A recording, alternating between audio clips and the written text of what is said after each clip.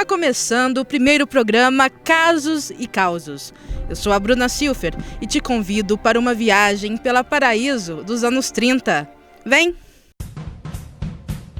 Na década de 1930, o ritmo musical swing começa a se tornar popular no mundo. Em 1936, era lançado o clássico Tempos Modernos, de Charles Chaplin. Em 1937, Pablo Picasso fez seu primeiro protesto contra a Guerra Civil Espanhola, pintando a obra Guernica. Em 1937, também no Brasil, ocorre o golpe do Estado Novo, dado por Getúlio Vargas. Nos anos 1930, o mundo era dos homens. O pensamento machista reinava, e é neste contexto que vivia Isbela Alves da Silva. Hoje, 87 anos depois, venho lhes contar a história dela. Isbela nasceu em 3 de março de 1911, felicidade do casal, proprietário do imóvel rural Fazendinha, em Cássia. Ela era caçula de 4 irmãos e ganhou o apelido de Meninoca, que ficou abreviado para Noca. Aí esse apelido em casa, de casa passou para a escola, da escola ficou a vida toda. Noca teve uma infância normal, como de qualquer garota de classe média da época. Em casa, a mãe ensinava a costurar, bordar e cozinhar. A única perspectiva de vida para as mulheres neste período era se tornarem esposas exemplares. A mãe dela ensinou a fazer bordados e tudo mais, era muito religiosa, frequentou o liceu lá da terra dela, liceu equivalente a ginásio. Então, 1930, né? Século 20, década de 30, era Vargas, Revolução Russa, o mundo estava em ebulição. E as mulheres dessa época, elas eram donas de casa. Elas estavam à disposição das suas famílias, do seu marido, dos seus filhos, trazendo bem-estar para essa família. Elas podiam estudar desde que fosse economia doméstica, desde que fosse tudo voltado para esse bem-estar que se buscava. Mas, por outro lado, também estava a indústria do lazer, estava chegando também, através do rádio, através do cinema, com musicais. E isso trouxe uma mudança também nos comportamentos das pessoas. E vou citar algumas pessoas que fizeram parte dessa década de 30. Pagu era uma revolucionária, uma feminista, escrevia para o jornal textos que para a época eram escandalosos. Carmen Miranda também, Marlene Dietrich e muitas outras. I like you very much. I think you're great. Why is it that when I feel your touch, my heart stops to be the best? Nessa época, as filhas já tinham um pouco mais de oportunidade. Podiam trabalhar, mas tinha que ser trabalhos voltados para a mulher, que eram enfermeiras, datilógrafas, secretárias, professoras. Esses empregos elas poderiam ter com tranquilidade. E foi uma década de muita transformação. E isso foi muito impactante, porque toda transformação gera uma reação.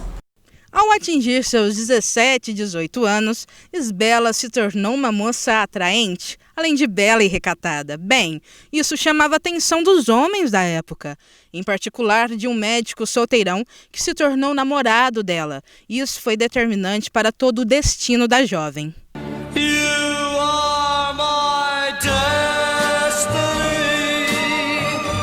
You share my reverie. Aí ela foi seduzida com promessas de casamento e acontece então que ela contou para a mãe. Aí, nesse ponto, a mãe já tinha casado pela segunda vez porque o marido tinha morrido, o primeiro marido. Então ela contou para a mãe a mãe contou para o padrasto dela. Então ele disse, não, ela não pode ficar em casa. Isso em 1928. Naquele tempo, a moral era, não que hoje não tenha moral, mas o conceito de moral era outro, mais rígido. Então ela, com seus 18 anos, ela foi seduzida pelo namorado, e então aí ela foi, assim, por assim dizer, expulsa de casa. Naquele tempo, a moça que era seduzida ou se casava, ou ela ia para o meretrício, ou então ela suicidava. O conceito era este. Tem alguma coisa similar, né, com o que acontece em pleno século XXI.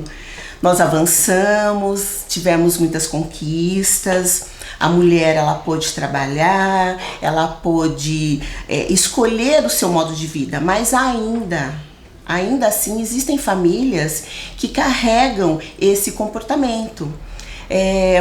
Ela tinha 17 anos e o que me remete o que aconteceu com a Noca foi que em Barbacena, em Minas Gerais, havia um hospital colônia que na verdade era um manicômio.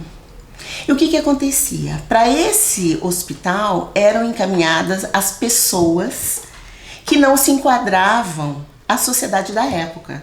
Então, para lá iam meninas que perdiam a virgindade, moças que engravidavam, mulheres que eram taxadas de loucas porque elas descobriam que seus maridos tinham amantes e esse marido falava que ela era louca e vendia essa imagem. E essas pessoas eram levadas para esse manicômio porque não se encaixavam na sociedade. Então elas eram retiradas da sociedade e eram esquecidas lá. A Noca, ela não foi encaminhada para lá, mas ela teve um destino que foi trágico, pelo fato dela ter sido colocada para fora. Imagina que um pai, naquela época, iria permitir que uma filha fosse desonrada. Como que ficaria essa família? Essa família ia ser apontada na rua? Não. Então, normalmente, o que os familiares faziam? Eles punham essas filhas para fora ou mandavam para esse manicômio, né? E falavam para os vizinhos que a filha estava viajando, ou foi estudar fora, ou foi cuidar de uma tia em outra cidade. E nos dias atuais, nós sabemos de casos em que pai e mãe não aceitam e colocam a filha para fora. Não é um, nem dois, são inúmeros casos. E o mesmo não acontece com os rapazes. Uma sociedade machista, uma sociedade repressora, que ainda, nos dias atuais, se perpetuam parte do que aconteceu no passado. Noca não foi para o meretrício, nem para o hospício, nem para o cemitério. E o médico que a deflorou lhe fez uma proposta. Então, esse namorado dela, então, disse, não, tá bom, eu vou arrumar uma pensão para você morar e eu vou visitá-la e custear suas despesas. Então ela veio, ele a trouxe aqui em Paraíso, ficou numa pensão com outras mulheres de vida fácil. Mas ela era muito recatada. Então ele pagava as despesas dela e vinha no fim de semana. Por um tempo, o homem a visitava todo final de semana, que foi diminuindo, até não ir mais. As contas atrasaram e Noca precisou arrumar outro namorado, que era extremamente ciumento. Essa segunda pessoa, ele tinha um caminhão de transporte, era uma pessoa bem e tinha um carro também, uma Bel Air, naquele tempo era um carrão. Bom, aí eles ficaram assim, namorando, ele pagando as despesas dela e tudo mais ou menos 2 anos e meio, quase 3. Mas ele era muito ciumento. Então, aí aconteceu que no dia, em abril de 1933, eles tiveram uma discussão mais forte e ela resolveu ir embora para Barretos, estado de São Paulo. Aí ficou lá quase um mês Aí então ele ficou com saudade e telefonava para ela e tudo mais, e disse para ela voltar, que ele gostava dela e não ia fazer mais essas cenas de ciúme. Os ciúmes doentio, aqueles ciúmes que interfere na vida da outra pessoa, isso daí já é um sinal de abusividade de um relacionamento. Aquele relacionamento onde o rapaz tem ciúmes que a moça se relacione com amigas, com familiares, que estude, que trabalhe, que tem uma vida normal. Esse relacionamento é um relacionamento abusivo. E existe uma grande chance que essa moça venha a viver uma violência doméstica, essa violência doméstica evolua, podendo chegar até o feminicídio ou uma tentativa de feminicídio. Eu acho que teria que haver um trabalho intenso para que essas moças que estão começando um relacionamento, que elas consigam perceber a diferença de ser cuidada e ser tolhida. Porque elas não têm essa maturidade. Muitas mulheres já vividas não têm, que dirá uma menina jovem que está começando. Eu entendo que foi o caso da Noca, apesar dela ter sido colocada para fora de casa, de ter tido uma vida diferente do que as moças da época tinham, ela não tinha esse discernimento, essa maturidade. Mas também era uma época em que a mulher era submetida a inúmeras violências, porque a mulher naquela época ela tinha que ser recatada, obediente, submissa, prendada e feliz. Então, isso é um abuso, isso é um relacionamento violento, abusivo.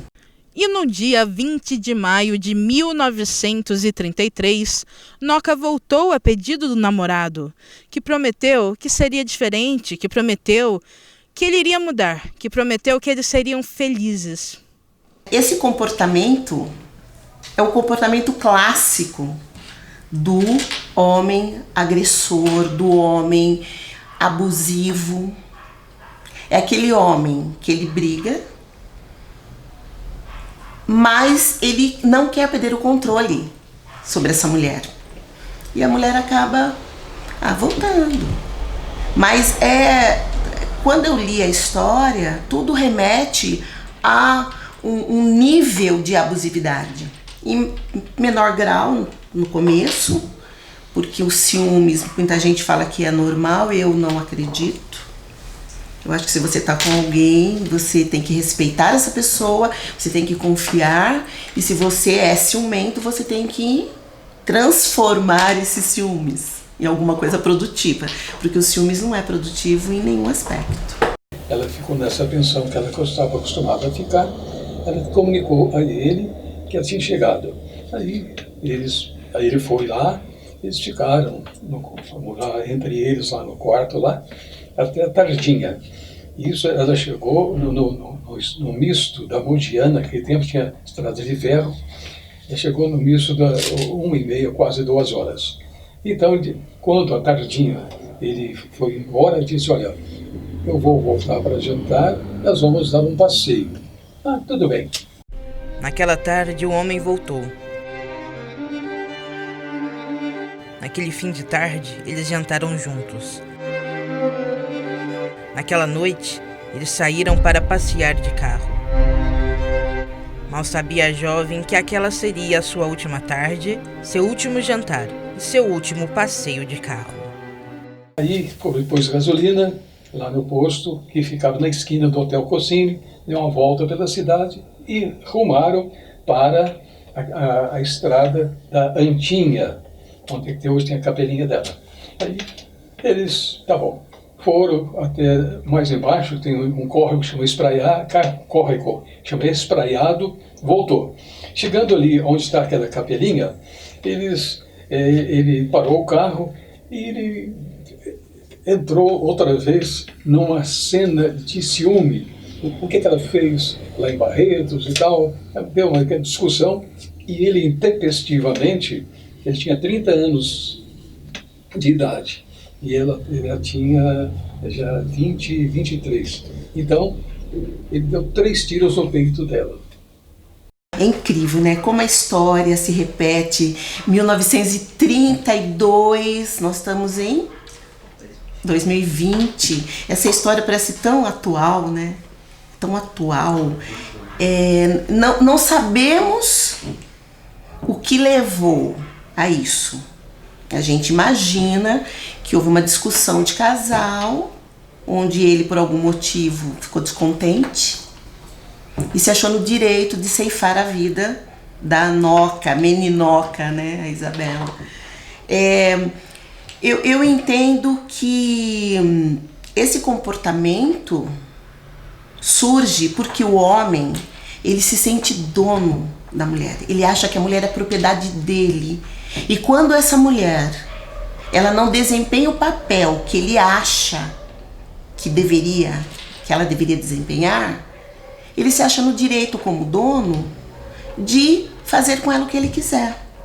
Então eu vislumbro isso nesse relacionamento e em tantos outros. Você não vai fazer o que eu quero, você não vai agir como eu quero, então eu sou o seu dono, eu posso ceifar a sua vida. Depois de assassiná-la, o homem deixou o corpo perto do capão de mato, existente pouco abaixo da estrada, e se dirigiu para a casa dos pais. Por eles foi aconselhado a voltar ao local e deixar o corpo ao lado da estrada, de modo que pudesse ser encontrado. Mas um ato do assassino foi determinante para condená-lo de vez. Ele deixou sobre o rosto de Isabela um casaco xadrez, que todos na cidade já tinham visto ele usando.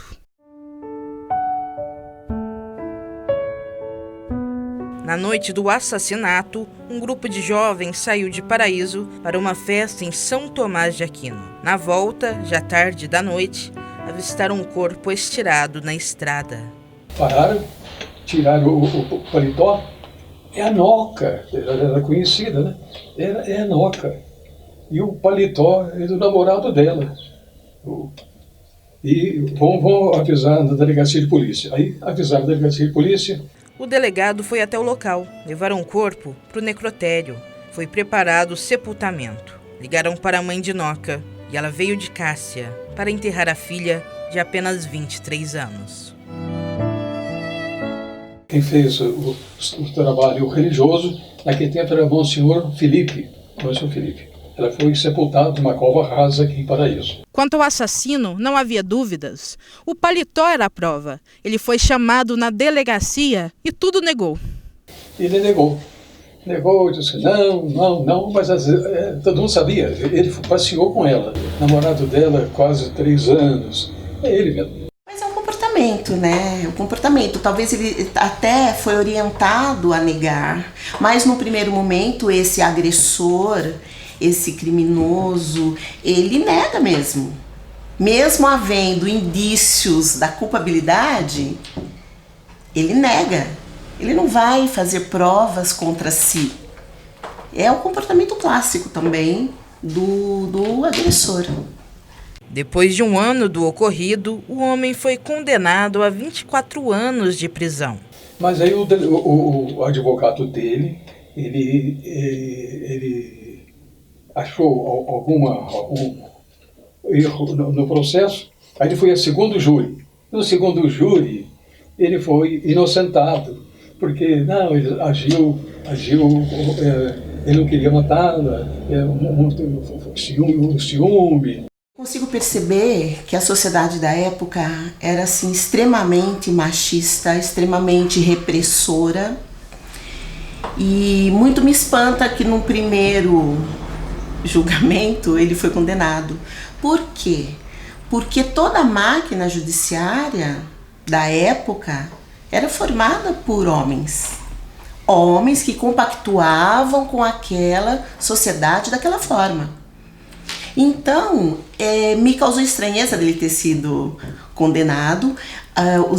As provas deveriam ser muito contundentes para ele ter sido condenado a 24 anos, né, de prisão. E na época o código penal que foi aplicado foi de 1890. Nós tivemos 3 códigos, em 1830, 1890 e o de 1940, que é o que nós utilizamos até hoje. O nosso, ele já houve várias modificações e tal. E o fato dele ter sido condenado a 24 anos de prisão demonstra que foram consideradas várias agravantes. Porque assim, eu fui verificar, na época, o homicídio, ele foi condenado ao homicídio, o homicídio a pena era de 12 a 30 anos. Ele teve 24 anos, então ele teve quase o máximo permitido. Então houve muitas agravantes. Então deve ter tido motivo torpe, fútil, porque 3 tiros numa moça, motivo fútil, ele a levou para algum lugar deserto, então ela não teria como alguém ver, sem chance da vítima se defender. Então eu acredito que todas essas agravantes fizeram parte para se chegar a uma pena tão alta, 24 anos. E depois, segundo o que você me disse, houve um segundo júri, e o júri é formado por pessoas da cidade, da sociedade, que tem uma reputação ilibada, pessoas conceituadas, e eram todos homens. E foi aí que ele conseguiu que houvesse um novo julgamento, que ele fosse inocentado. Eu entendo que justamente por ser uma sociedade machista. Então, porque quem julga é o júri, são as pessoas que compõem o júri, não é o juiz. O juiz, ele simplesmente faz a dosimetria da pena, ele dosa a pena, levando em consideração várias circunstâncias. Então, esses homens que compunham o primeiro também, mas esse segundo júri, eram homens que queriam manter o status quo, manter as coisas como estão. Se ela foi morta, alguma coisa ela fez. Ela merecia. Então eles quiseram manter esse status quo. E também dentro do direito, quando se há dúvidas se aquela pessoa é mesmo o autor, a gente fala em latim in dubio pro réu, na dúvida a favor do réu. E que foi o que aconteceu. Com todas essas pitadas de machismo, de sociedade repressora, de manter o status quo. A população da época não conseguia aceitar um final assim para Noca. Os jornais anunciavam: Noca, a mártir do campo, foi covardemente assassinada. As pessoas começaram a visitar o local onde Isbela foi assassinada para rezar. Bem aqui onde se ergue esta igreja cor-de-rosa, havia uma cruz, a Cruz de Noca.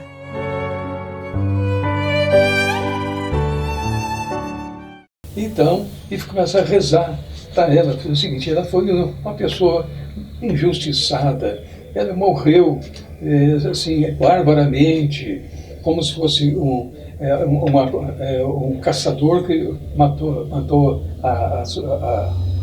o pássaro inocente, afinal de contas isso aí.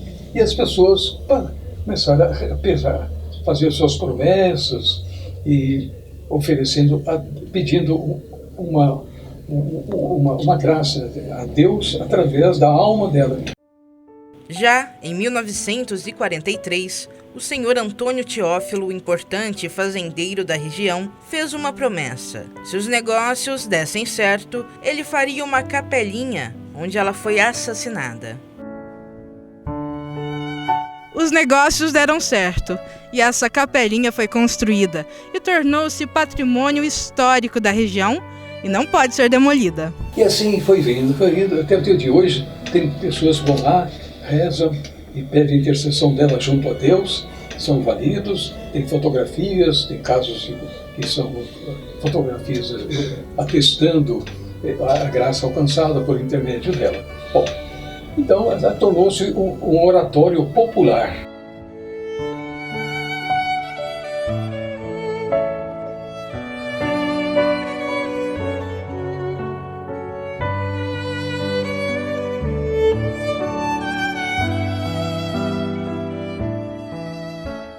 Esta foi a história de Noca, moça vítima de preconceitos ultrapassados e de relacionamentos violentos, que depois de assassinada foi abraçada pela mesma sociedade que a apedrejou.